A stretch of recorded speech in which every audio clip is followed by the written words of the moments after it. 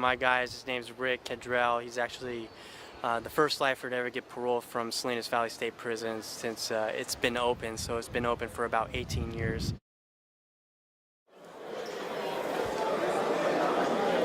Do you remember a cell he said he was in? 223, I think. 223? Oh.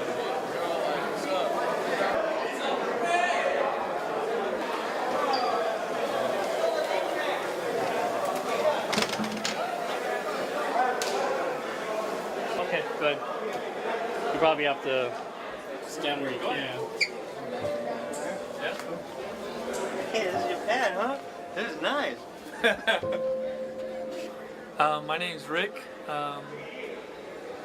I'm 42 years old. I've been in prison for the last 25 years. I came in as a juvenile when I was 17 years old, and I recently got granted parole from the parole board in December 2013. I'll be going home in March of next year, so I'm excited about that. When I started really spending time thinking about the harm that I caused others, I started realizing that I needed to make a change, and I got invited to go to church, and I gave my life to Christ. It didn't happen overnight though. I was still a gang member. I was still on an active yard, in an environment where wanting to change just wasn't going to happen overnight. A lot of my inner changes that needed to take place, they took place, but over time. I got in so much trouble when I first got locked up. At the time I was 17 years old, I was in Tracy prison, and I had a 27-year to life sentence. I hadn't even lived 27 years yet.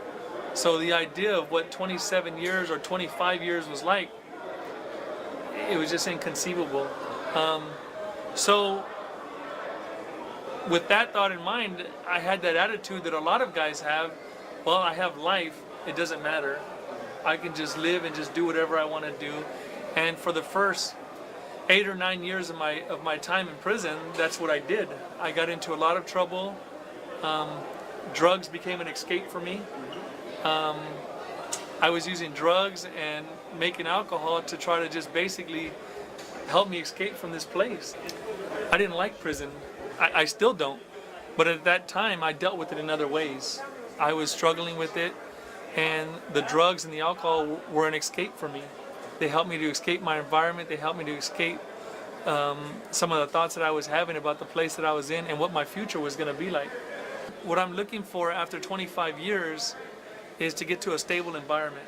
Just to get to a stable environment where I can continue to have a little bit of structure that'll help me readjust to society after 25 years. I have this thought in my mind that I'm a well-adjusted individual, but there's so many things out there that I've never experienced before.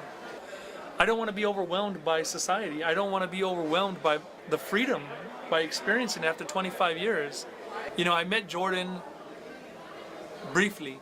He stopped by here one time, and it happened to be the one time that I was sitting next to him, and it happened to be right before I was getting ready to go to board in a few months. And one of my greatest needs was having a place to go when I got out. My family lives out of state, so I don't really have anybody here in California anymore. And one of the requirements that the parole board expects of you is to have a place to go when you get out. They want you to have a stable environment. I didn't have that, and I shared that with Jordan, and he just happened to be the right guy to talk to, and he shared everything about the Bridge program with me and about how he might be able to help me out.